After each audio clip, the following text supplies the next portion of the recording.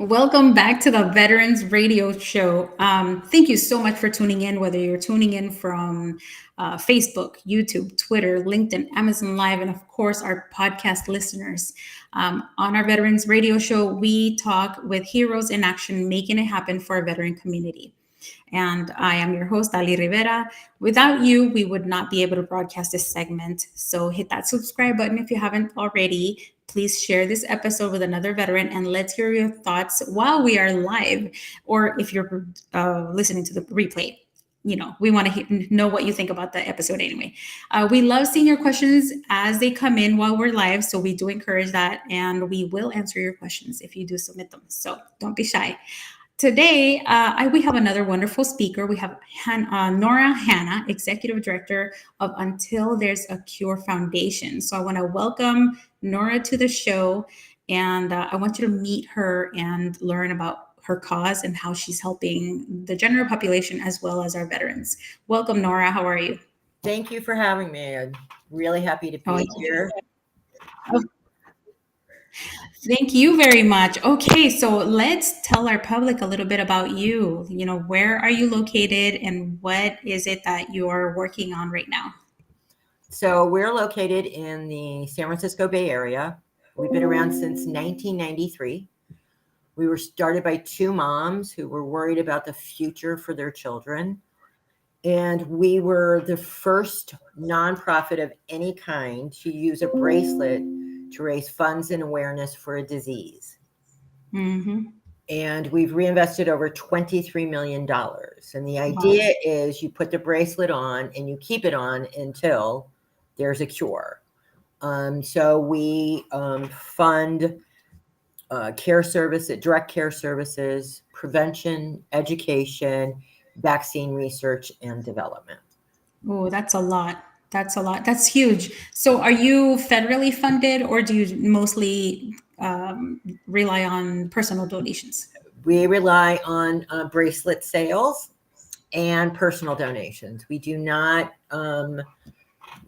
get grant money from federal or state because we're a little unique in that we support other organizations that are on the ground doing it. We sell products, and a lot of our products are now made by women living with HIV from around the world. And that helps us reinvest in communities that serve their own community. That is a really unique setup because most organizations that we hear of, they're doing their own projects and fund themselves. HIV is a topic that I feel that is not really spoken about very much. I mean, when the 90s, when it broke out and all that political stuff was going on, it was everywhere. But now it's something that people don't really hear about. So people listening might think, why should we care about that being an issue in the United States? So what would you say to that question? There's over 1 million people in the United States that are living with HIV. HIV is still here. The greatest problem with HIV is believing it's not a problem anymore. Mm-hmm. We have concentrated in the South. We are worried about the lack of government funding for HIV. Domestically as well as internationally. And there is still so much stigma surrounding HIV that nobody wants to talk about it anymore. Yeah. And we do need a vaccine. Yeah, I agree because we're able to find vaccines for so many other things.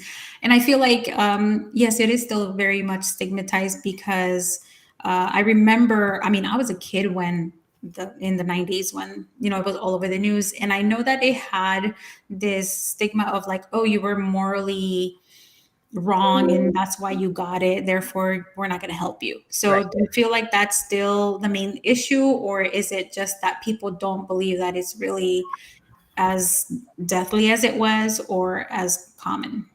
Well, I think it's all of the above. Mm-hmm. There is still a lot of stigma, and that is very hard to overcome. Yeah, society. Society, Mhm. just, it's really tough. Yeah. And then there is the fact that you can live a very long, productive life after being diagnosed. And there are ways to prevent it: getting tested, using PrEP, using PEP, so pre and post, and really, um, you know, learn about the disease, how you can get it, and really, be safe. Yeah. So, Nora, can you share with us a few misconceptions that we can debunk here? Maybe that can motivate people to want to donate. If some people do really stick to whatever stereotypes or myths they Right. hear in the media. Well, I mean, it is not a gay disease. It is everybody's disease. Right. Black women in the United States are, in at a higher infection rate than their population. Hmm.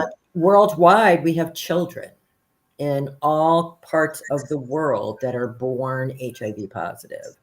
And because of the pandemic, a lot of women couldn't get the drugs in Africa or parts of Asia while they were pregnant, to help them deliver you know, a child that was negative. So we are seeing an uptick around the world. Drug use. I mean, we see an uptick in drug use in the United States, which puts people at risk for HIV. Yeah. Wow. I didn't know that there was an uptake in drug use worldwide. Yes. Yeah. Wow. That's really sad. Yeah. So, how does, I know that, having HIV creates certain social injustices as far as like getting access to money for more research, which can help a lot of people. But what other social injustices does HIV intersect with? So we really take a look at it on our site, How I Value Life, which is hivlife.org. And there we look at HIV and race. We look at HIV and poverty. We look at HIV in the South, mental health, mass incarceration. When somebody who's been formerly incarcerated comes out of prison, how quickly can they get in care? Mm-hmm. Should we start that process while they're still in, so that when they come out, they have a home, they have a job, they have a doctor, so they don't fall out of care? We look at all kinds of different things, because in 2023, HIV is not the same as it was in 1993. In 1993, it was a death sentence. In 2023, it can be a manageable disease as long as we can get people tested, get them in care, and keep them in care. So, is there research that's showing exactly how people are coming in contact with HIV here in the United States versus in other countries? Yes, there's, if you went to HIV Gov, you can see exactly by state, Oh, by wow. gender, by age, by everything possible on infection rates. Mhm.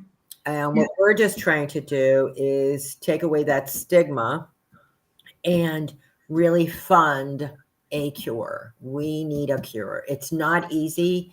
HIV is a very complicated disease and an infection, and it hides in reservoirs around in your body. We have some of the best scientists in the world have been working on this. The DoD's been involved in this, and it's not an easy disease to figure out. So Wow. we need donations, and you can go to until.org and donate or buy a bracelet to help us fund a cure. Yeah, thank you. Yeah. You also mentioned, well, I was looking on your website and I saw there that there's ways to help aside from buying the bracelet and Right. donating. So ways to help is, get involved. Follow us on social media. Follow us, our newsletter. Become an advocate. Really understand what is going on with HIV within your own community, within your own hometown. How can you help someone who's unhoused get tested for HIV? How do you help, them become housed? What are the steps? How do you get elected on, a school board, a city council to help change the stigmatization of people living with HIV. So there's a lot of different ways that you can help us spread the fact that HIV is still here. And the biggest problem is believing it's not a problem. Yeah. Okay. And so you said until.org is where people can go and they can get involved. They can buy the bracelet. They can donate. Is there anything else that you think people should know? Well, if you're out in the San Francisco Bay Area next Friday, August 25th, you can come to the Until There's a Cure San Francisco Giants game. The San Francisco Giants have been our partners for 29 years. The first major league sports team of any kind to recognize that HIV was a problem. And we will be having our annual game August 25th. So you can buy tickets to come out and celebrate Until There's a Cure. Wonderful. That sounds great. Nora, thank you so much for enlightening me and for also reminding me that this is a really huge issue in society. And just because we're not talking about it doesn't mean that it went away. Because honestly, I'm one of those people that didn't really think about it. Right. And especially when you hear the stories of like Magic Johnson is cured or this other famous celebrity or that had it and now suddenly they're okay. And then everybody thinks, oh, okay, so I guess everybody can get cured, quote Yeah, unquote. Magic's not actually cured. Magic Right. is living a successful life while living with HIV. Right. Yeah. Yeah. And a lot of people don't know that. It's a matter of just talking more about it publicly, which is what you're doing. That's why we appreciate it. Just last question before we wrap it up. Can you give us any data in regards to HIV and our veterans? HIV in veterans is at a higher percentage than the normal population. I don't know the exact percentage, but it has always run a little higher than the general population. But you can get that information on hiv.va.org. Great. Thank you. That's where all the resources on how to live a productive life while living with HIV. Thank you. Wow. Well, thank you so much, Nora, for sharing this information. Everybody, I invite you to please check out her website and support the cause. It is at I lost it until.org. There we go. And I want to just remind you that if you really like this episode, please share it with others. Nora, thank you so much for sharing this information. Well, hopefully we'll get a lot of people to donate and buy the bracelets and get involved somehow, or if anything, to just talk about this issue. And as always, we're here on Fridays at 1 p.m. Pacific. And thank you so much for tuning in.